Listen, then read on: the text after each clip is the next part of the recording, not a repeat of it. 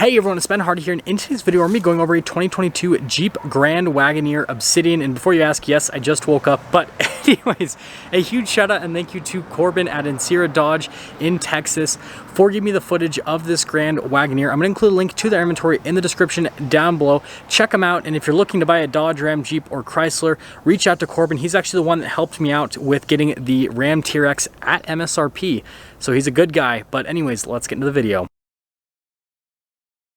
So let's start things off with this Grand Wagoneer Obsidian. So first off, we've got the naturally aspirated 6.4 liter Hemi, goes through an 8-speed automatic transmission. It's good for 471 horsepower and then 455 pound-feet of torque.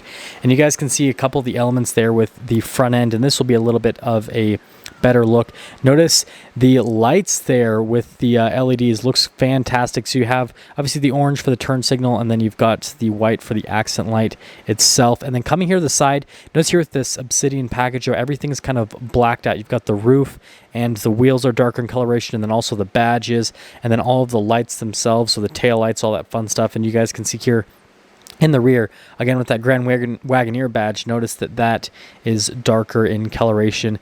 And I love the sequential taillights. They look absolutely fantastic. And then popping here into the rear, you guys can see the storage space. Notice that the third row has been folded down, so you guys can see just how much space there is back there. But notice they still have nice leather and cup holders and all that fun stuff. And then you can press those to fold down the second row. And then notice you can raise or lower the third row, which is definitely nice, just like what you get in the Escalade and in the Navigator as well.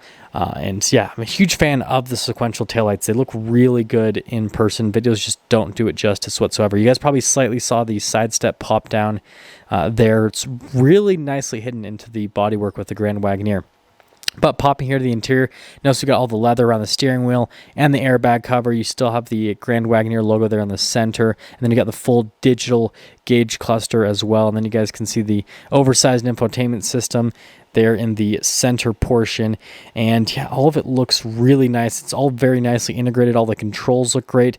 I love how they have the Macintosh pop up there to let everyone know, again, you've got the Macintosh sound system with the Grand Wagoneer.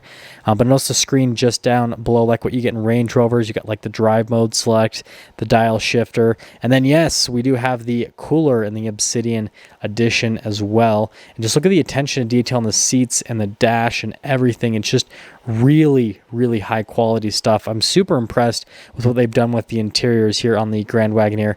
And then this one does have a full panoramic center, kind of what you expect. Notice you got the camera mirror there at the top as well.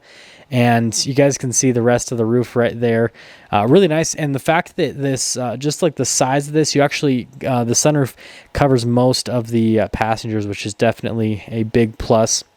And then popping here into the rear, notice that the attention detail is still there with all of the seats. And this one's actually a bench seat configuration.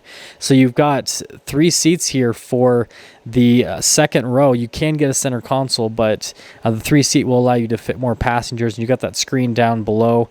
And yeah, overall, just super impressed with all of it. Again, the attention to detail, and I really like the look of this package from the exterior perspective.